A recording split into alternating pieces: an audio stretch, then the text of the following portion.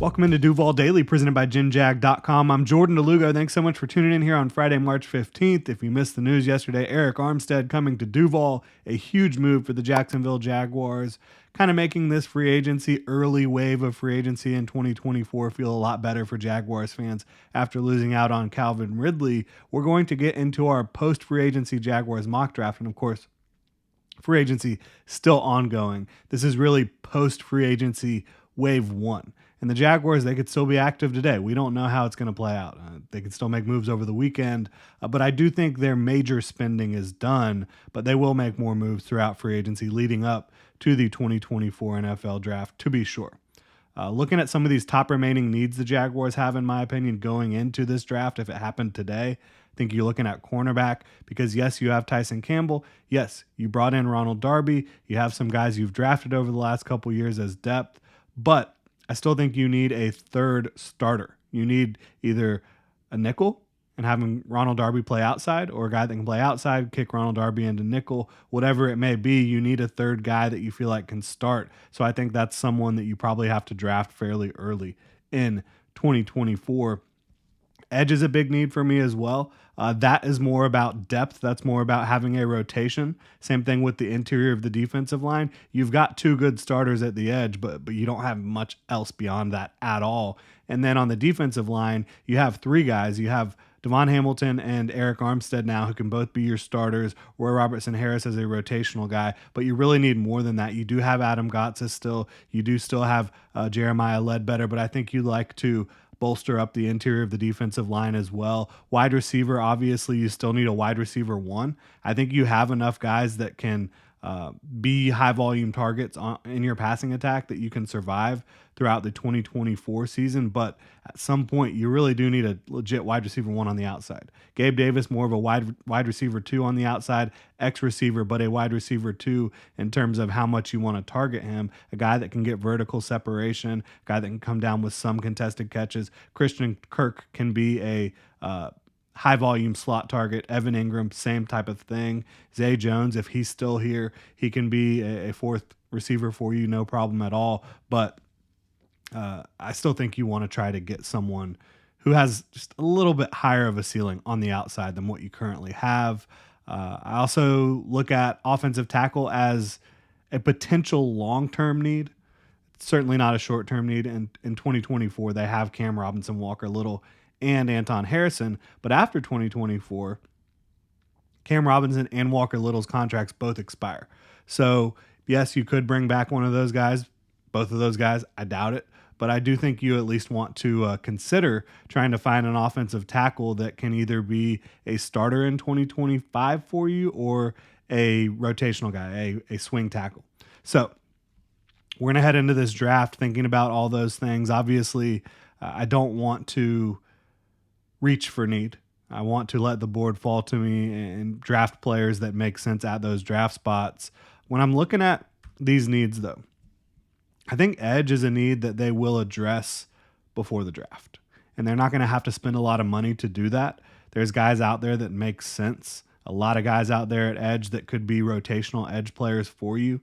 A third edge, a fourth edge. You know, Bud Dupree was in this system last year with Ryan Nielsen, and he was able to produce at a fairly high level as a rotational guy. You've got Jerry Hughes, Carl Lawson, Emmanuel Agba, Calais Campbell still out there. Derek Barnett, who's played for Doug Peterson before. So there's some options out there, and that's only a handful of the guys. There's a lot more that could come in and, again, be rotational players for your edge group. You don't have to go spending high on that in the draft to land a rotational edge. But wouldn't be shocked if they go edge at some point early, but we'll go ahead and dive into this draft, see how it plays out. Really appreciate y'all tuning in. If you enjoy the content, please like, subscribe, hit that notification bell. You can also check out genjag.com/shop, pick up some new Duval gear. All right, so I think trading down makes a lot of sense. We've talked about that here on the channel. I just think at 17 overall, there's a good chance there's a bunch of guys on the board that you feel comfortable with. And so I like the idea of trading down into the mid-20s. Here we traded down with Green Bay, acquiring a second-round pick as well at 58 overall. So you trade 17 for 25 and 58. At 25, Kool-Aid McKinstry still sitting there. To me, press man corner, That's what the Jaguars want to do. He can also play off coverage. So, either side of the defense for Kool-Aid McKinstry, the Jaguars, I believe a lot of what they're going to do is press on one side, have off on the other. They will press both corners on the outside at times, but whatever it may be, Kool-Aid McKinstry can do it on the outside for you. He's got great length. He's a good athlete. We haven't seen him test, and the reason he's falling down the board is because the Jones fracture, which should be fine. It shouldn't be like a major long-term issue for Kool-Aid McKinstry. Would like to be able to get some testing before the draft, might not be able to. So you might be able to take a swing on him at 25 and just say, look, we know the type of pedigree he has. We know the type of player he's been on the field at Alabama for the last 3 years, starting a bunch of games, playing a bunch of games during his freshman year, which is hard to do in a Nick Saban defense at cornerback. So you love the length, you love the physicality, the patience he brings to the cornerback position, the versatility he has in terms of being able to play off or press man coverage, and he's a good run defender as well. So I just think he makes a lot of sense to pair with Ronald Darby and Tyson Campbell for 2024 and beyond, and kind of solidify that cornerback group at 48 overall. This is a big pivot point, a lot of different things you could do. This is the Jaguars pick that they earned by not finishing as a playoff team in 2023. But one of the guys I really like in the second round for the Jaguars, whether it's at 48 or 58 in this case, trading down and getting that extra pick from the Packers, I love Chris Jenkins to the Jaguars, especially now that Eric Armstead is in Jacksonville, because I think Chris Jenkins is the type of player that could really benefit from learning from an Eric Armstead. Eric Armstead's a lot taller than Jenkins, but Jenkins has really good length. He's a little undersized on the interior in terms of his total weight, but so is Eric Armstead. But they're both incredibly strong. I just think there's a lot of parallels in their game. They're both explosive. I think Chris Jenkins is already a very good run defender. I think that there's flashes on tape of Chris Jenkins being more than that, of him being able to become a pass rusher.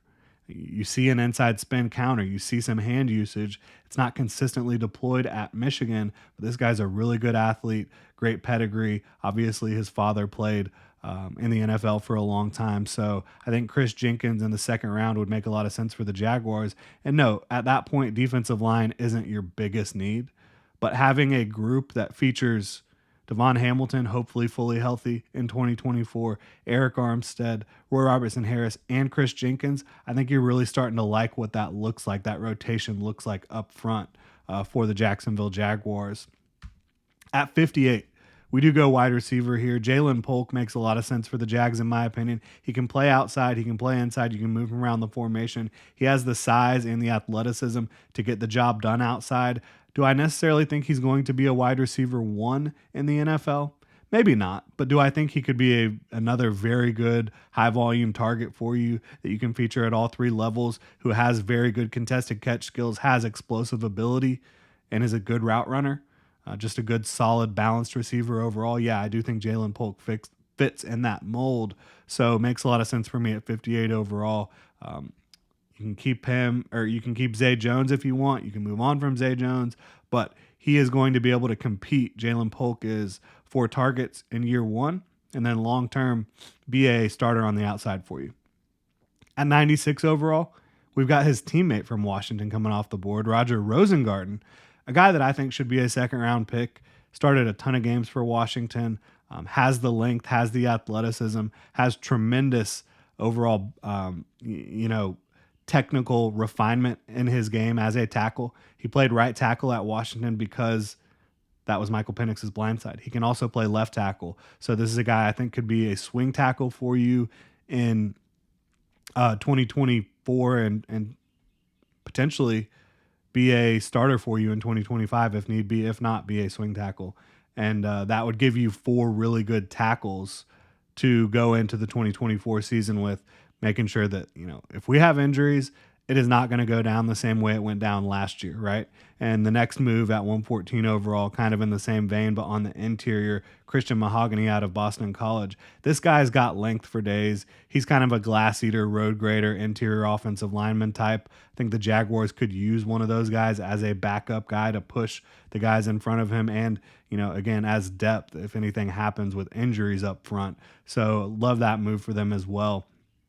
At 116, the second fourth round pick for the Jaguars. I mentioned that I think the Jaguars will get an edge in free agency to be a rotational guy. I still think they could go edge in the draft at some point at 116. Muhammad Kamara just makes too much sense. I have a day 2 grade on him, and he isn't your typical bulky edge, but we've seen Trent Baalke kind of go outside of his comfort zone on day 3 of the draft. I think that's what he could do here with Muhammad Kamara, who I think would be just a really nice changeup. They tried to get a changeup in Yasir Abdullah last year. Maybe it will work out for him, but Abdullah is just such a small player. Muhammad Kamara reminds me more of like a Melvin Ingram type. I've talked about him a lot. I think there's a lot of similarities in their game, and he's a guy that has a bag of pass rush moves, natural leverage, uses his length that he does have well. He does not have extremely long arms, but again, he's able to use natural leverage, get his hands where they need to be, and create pressure on the quarterback, bring down the quarterback. He can force fumbles as well when he gets to the quarterback in the pocket. So a good rotational piece there. At 153, Jarrian Jones, another guy I think should be day 2 out of Florida State, but he's a perfect candidate to be a versatile corner for you. I think he played mostly nickel at Florida State. I think that's where you have him initially, maybe not even starting, because again, you do have Darby Campbell and Kool-Aid McKinstry now, but Jarrian Jones is a fourth corner, a guy who can play nickel. I think he also has the ability to play outside. There's reps outside at Florida State, but again, primarily played in the nickel. I think he can do either. I think he can do either at a high level at the NFL. 212 overall, another Florida State Seminole. Fabian Lovett, this guy, the Jaguars up front right now, after drafting Chris Jenkins, after bringing in Eric Armstead, Roy Robertson Harris, not the biggest guy in terms of mass on his frame. Devon Hamilton's the only really big boy you have up front. So bringing in Florida State defensive tackle Fabian Lovett, who has Trent Baalke length, he has high effort. You see every time he's on the field, he's given 110%. And I think that he can be a stout run defender. I think he can also bring a little bit of juice if he needs to as a pass rusher, but somebody, again, filling out that rotation on the defensive line, and someone who I think can eventually have a bigger role for you. 236 overall. I've done this pretty much every time lately. Kicker Will Reichert out of Alabama. Love what he brings to the table. 88% of his kicks he made last year. He has a big enough leg to make the 50-plus yarders. He's good on kickoffs as well. So Will Reichert out of Alabama makes a lot of sense for the Jaguars after they got snubbed by Will Lutz. Maybe they bring in another veteran kicker. We'll see how that plays out, but I don't think they're going to go into the offseason or into OTAs, training camp, all that stuff with Riley Patterson kind of in line to start. I just don't think they're going to do that, even though I don't think that's the worst thing. Like, Riley Patterson is an accurate kicker, just kind of struggles from super deep, right? But that's all the picks here. Short up the lines of scrimmage in a big way. Offensive tackle of the future in Roger Rosengarten. Chris Jenkins going to come in and contribute immediately for you in that defensive line rotation. Interior offensive line depth, potential future starter there.